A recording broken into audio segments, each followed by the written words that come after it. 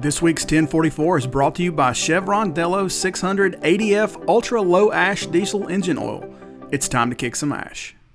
A soft freight environment has been a boon for buyers of used trucks, and several more months of discounts probably lie ahead. You're watching CCJ's 1044, a weekly webisode that brings you the latest trucking industry news and updates from the editors of CCJ. Don't forget to subscribe and hit the bell for notifications so you'll never miss an installment of 1044. Hey everybody, welcome back. I'm Jason Cannon and my co-host on the other side is Matt Cole. A white-hot spot market and hopefully a once-in-a-lifetime supply chain snarl sent used truck prices soaring in 2021 to 2022. But new truck builds have normalized, the spot market's dropped, and load volume ain't what it used to be. So all that capacity that was created almost 3 years ago is now working its way into the used truck market, and that ain't what it used to be either. Buyers of equipment are facing inflation, suppressed freight rates, and tighter credit, while sellers are facing a lot of competition as more and more assets filter into the market. Joining the 1044 this week is J.D. Power's Director of Specialty Vehicles, Chris Visser. Now, a lot of people, they like to quantify economic scenarios as either good or bad, and Chris is going to button it up really neatly for us. This is a bad year. The spot market rates are back towards, around 2019 kind of weak levels.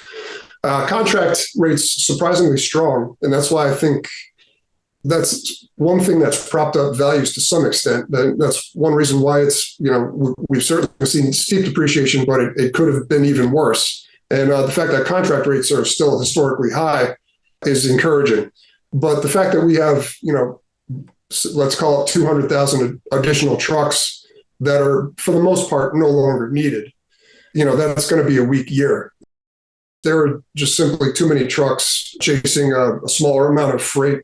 And of course, there are too many trucks because everybody got into the game in 2020 through 2021 to chase the spot market rates. And once those dropped back towards normal and actually surpassed what they were in 2019, those trucks were no longer making the money that they were, and people who entered the market just to chase that freight either went back to working for a fleet or exited the industry altogether.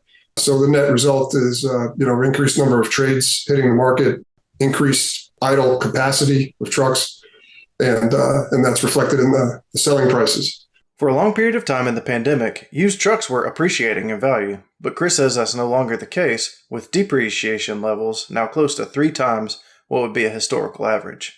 Basically, since at least the second quarter of last year, we've seen heavy depreciation for sleeper tractors. Right now, we're averaging about 6% depreciation per month at auction and about 4 to 5% at retail. And that's through May, which is the last data that I've seen so far. I haven't seen a let up in depreciation yet. It kind of plateaued a little bit last fourth quarter of last year, but then ramped right back up again as soon as the auction market opened back up early this year. We are right now roughly at parity with the last strong market, which was 2018. If you don't adjust for inflation, if you do adjust for inflation, if you don't adjust for inflation and just use nominal numbers, we're still 15 or so % ahead of 2018 pricing. I think it's wise to probably consider inflation when you're doing historical comparisons at this point. But the fact that the nominal number dollar value is still above where we were in 2018 leads me to believe that we still have a way to go. When the inflation-adjusted comparison gets back towards kind of the depth of the 2019 market, which is the last weak market we've had, then I'll start to think about, whether we should probably start looking for some stabilization in pricing. And at 6% depreciation per month, if that remains linear going forward, it should just be a few more months before we get down to 2019 pricing levels. And at that point, it's possible we could go below there because, this peak was so severe that the trough might actually overcorrect a bit. But, I have to think by the end of the summer, we're probably going to start to see some stabilization in pricing. Now, it's not all bad news for sellers of used equipment. Chris says a very specific segment of heavy truck is actually doing fairly well. Well, maybe not well, just not quite as bad. And he tells us what that is after a word from 1044 sponsor Chevron Lubricants. Protecting your diesel engine and its aftertreatment system has traditionally been a double-edged sword. The same engine oil that is so essential to protecting your engine's internal parts is also responsible for 90% of the ash that is clogging up your DPF and upping your fuel and maintenance costs. Outdated industry thinking still sees a trade-off between engine and emission system protection, and Chevron was tired of it. So they spent a decade of R&D developing a no-compromise formulation. Chevron Lubricants developed a new ultra-low ash diesel engine oil that is specifically designed to combat DPF ash clogging. Delo 600 ADF with OmniMax technology cuts sulfate ash by a whopping 60%, which reduces the rate of DPF clogging and extends DPF service life by 2.5 times. And just think what you can do with all the MPGs you're going to add from cutting your number of regens. But Delo 600 ADF isn't just about aftertreatment. It provides complete protection, extending drain intervals by preventing oil breakdown. Before you had to choose between protecting your engine or your aftertreatment system, and now you don't. 600 ADF from Delo with OmniMax technology, it's time to kick some ash. Day cabs have held their value much better than sleeper tractors. And in fact, if you look at the same late model trucks, spec for spec, other than sleeper, mileage for mileage also, day cabs are running pretty close to sleeper tractors as you get into the relatively newer age range, 4 years old or so, which is unusual. Usually sleepers hold their value back to about 5-6 years of age, but that's compressing quite a bit compared to day cabs. It's just a lot more rational supply and demand situation. We're kind of getting back to normal as far as supply of new trucks goes. But up until the end of last year, there were still constraints. And manufacturers were concentrating on producing as many sleepers as they could because that's where the demand was, at the expense of producing day cabs. So those are still in short supply.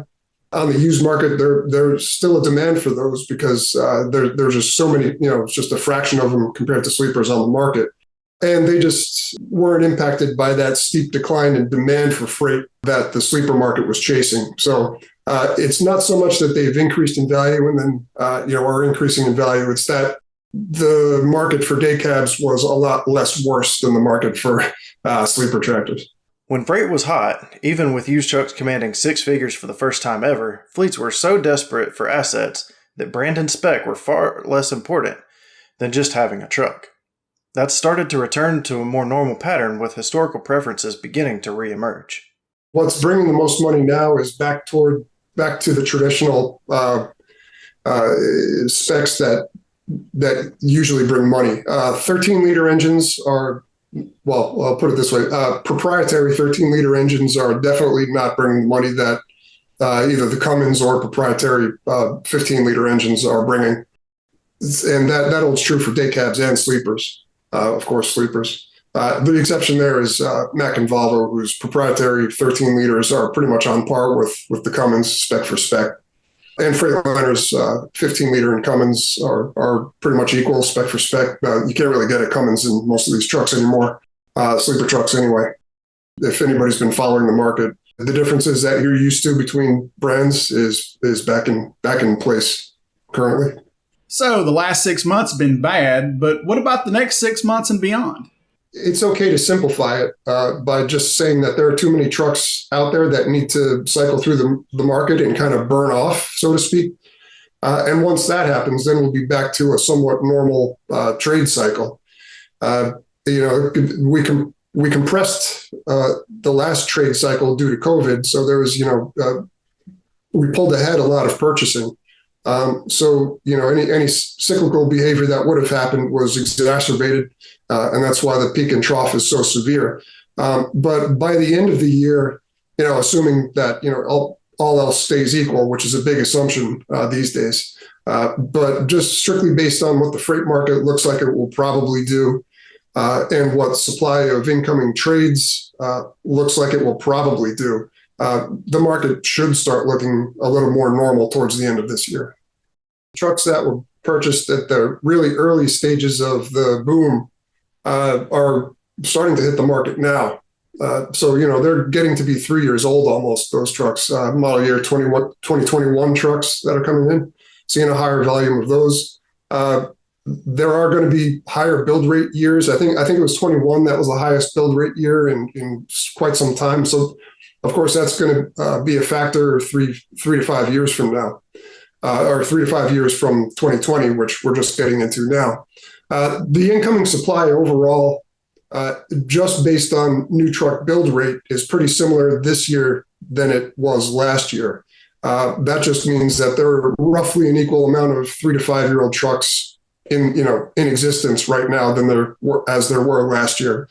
But of course, we don't need all those trucks like we did a year ago, or a year plus ago. So that's one factor going forward. So really, next year, 2024, should be, the 1 year of the market that is kind of post COVID ridiculousness and pre 2027 pre-buy ridiculousness. So we might have 1 year before, of kind of natural market behavior before we move to the next artificial external situation. That's it for this week's 1044. You can read more on ccjdigital.com. While you're there, sign up for our newsletter and stay up to date on the latest in trucking industry news and trends. If you have any questions or feedback, please let us know in the comments below. Don't forget to subscribe and hit the bell for notifications so you can catch us again next week.